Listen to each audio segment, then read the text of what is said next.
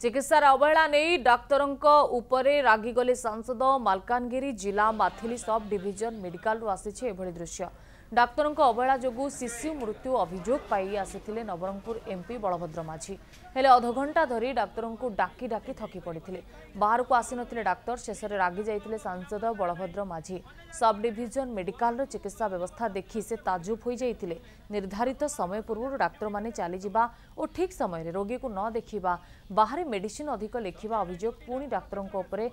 बिगिड़ी सांसद बीजेपी सरकार एभली अव्यवस्था को आदौ बर्दाश्त करा जिवो नाही बोली कहिसेंती सांसद एसर डाक्तरों को चेतावनी मध्य देइछंती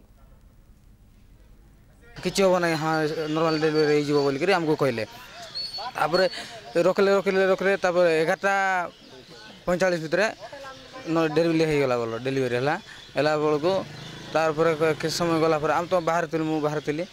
मो वाइफ थिले दीदी मान थिले बाहर आसी डॉक्टर को पर डॉक्टर भी नथिले दी जण नर्स थिले डॉक्टर परे गले तापरे जो नर्स आसी कहले नै कि तुम छुआ हो नहीं बोल कहले तापरे जाई डॉक्टर गले डॉक्टर जाई डॉक्टर देखले कौन करबे डॉक्टर जाई डॉक्टर आसी कहउछ ना आपन को छुआ हो बंची नहीं बोल के डाक्टर को अवहेला जो गोटे शिशु डिलीवरी समय मृत्युवरण कर माथली सीएससी रे सेति पई मु आस्थिले किंतु मु निराश हेली प्रकृत रे जे गोटे जोटा कि विगत दिन रे सब डिविजनल हॉस्पिटल घोषणा करा जायछि सब डिविजनल स्टाफ तो पूर्ण हेई नाहंती विगत सरकार द्वारा करी नाहंती जेतिक मते डाक्टर अछि 8-9 जण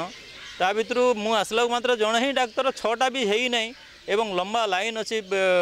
रोगी मानकर ब्लड टेस्ट बाहर करोचंती बाहर मेडिसिन ना पई कहउचंती एक्सरे बाहर करिया पई कहउचंती ए प्रकार अव्यवस्था गोटे सब डिविजनल हॉस्पिटल रे आदौ उचित नुह।